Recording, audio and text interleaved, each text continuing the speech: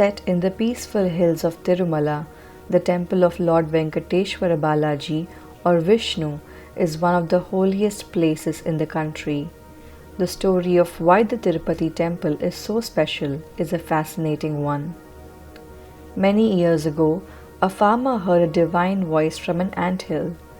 The farmer rushed to tell the king Tondaiman about the voice. Upon investigation, King Tondaiman found an idol in the anthill and decided to build a temple to match its serenity and beauty. However, this story goes further back to the time when Lord Vishnu arrived on earth as Venkateshwara. After the end of Vishnu's Krishna avatar, he returned to live in Vaikuntha. Many sages decided to perform a yagna under the guidance of sage Kashyap. Following the advice of Narad, sage Bhrigu was chosen to decide who amongst Shiva, Vishnu and Brahma would accept the final offerings of the yagna. To make this decision, Bhrigu decided to pay a visit to the gods at their abodes. However, Bhrigu was dissatisfied with the reception he received from Lord Brahma and Lord Shiva. The sage expected more disrespect when he arrived at Vaikuntha. Hence, as soon as he reached, he struck Lord Vishnu on his chest. Vishnu, through his divine intuition, understood the anger of the sage and calmly washed his feet. As he did that, he pinched the sole of Bhrigu's foot, shutting the sage's third eye, which was located on his foot. This ended Bhrigu's arrogance and he immediately realized his mistake. Humbled, Bhrigu requested Vishnu to accept the offerings of the yagna. However, when Bhrigu left, Vishnu realized that Lakshmi was upset. Upon asking her the cause of her distress, she told Lord Vishnu that the sage had kicked his chest, that is, the place where Lakshmi resides. So by letting Bhrigu kick his chest, Vishnu had allowed Lakshmi to be insulted. Not able to tolerate this insult, Lakshmi decided to leave Vaikuntha. Lakshmi then descended to the earth and started living there. Unable to live without Lakshmi, Lord Vishnu came to the earth in search of her. He began meditating without food and water in an anthill. Seeing this, Lord Shiva and Brahma decided to help Lord Vishnu. The two gods formed a plan with Narada and took the form of a cow and a calf. They approached goddess Lakshmi and Narada requested her to gift these animals to the Chola king. The king in turn gave the cow and calf to the queen. After a few days, the queen noticed that the animals were not yielding milk and accused the cowherd of stealing it.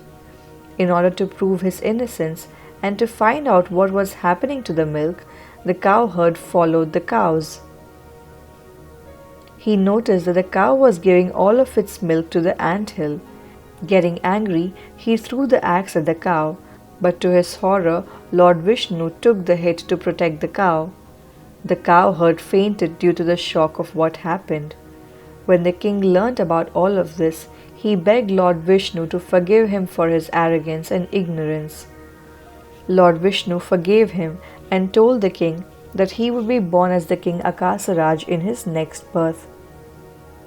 The wound inflicted on Lord Vishnu did not heal completely and he was left with a bald spot on his head. Seeing the misery of Lord Vishnu, a Gandharva princess named Neela Devi decided to help him. She cut off her lustrous hair and pressed it on Vishnu's bald spot.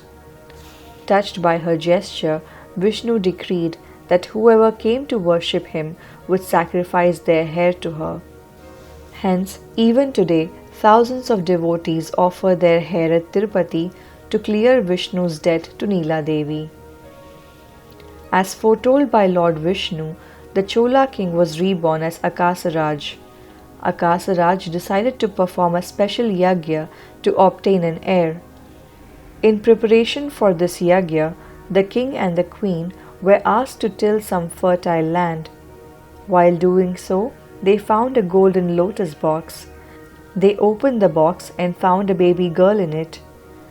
Akasa Raja named the child Padmavati as she was found resting on a golden lotus box. The king was not aware that Padmavati was an incarnation of Vedavati. In her previous birth, Vedavati wanted to marry Lord Vishnu, which is why she was reborn as Padmavati in this birth to fulfill her destiny. In the meantime, Vishnu was staying on earth as Shrinivasa with his foster mother Vakula Devi. One day, when Srinivasa went hunting, he heard some cries for help.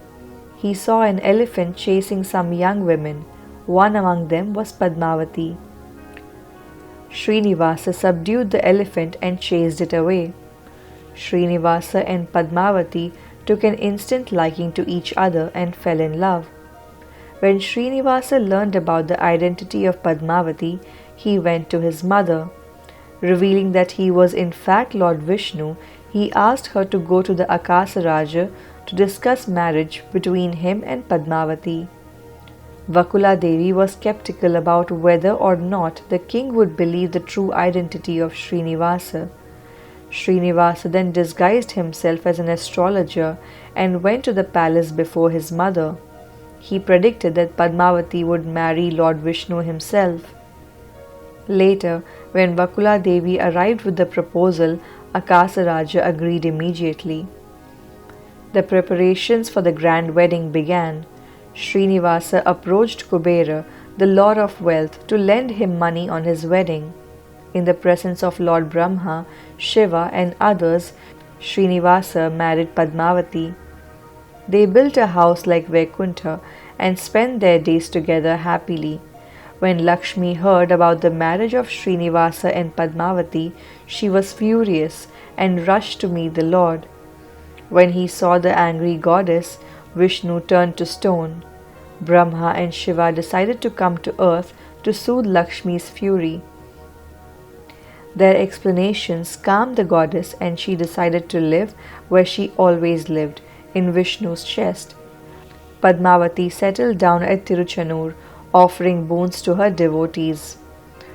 A visit to Lord Venkateshwara at Tirupati is said to be incomplete without a visit to the Padmavati's Tiruchanur temple.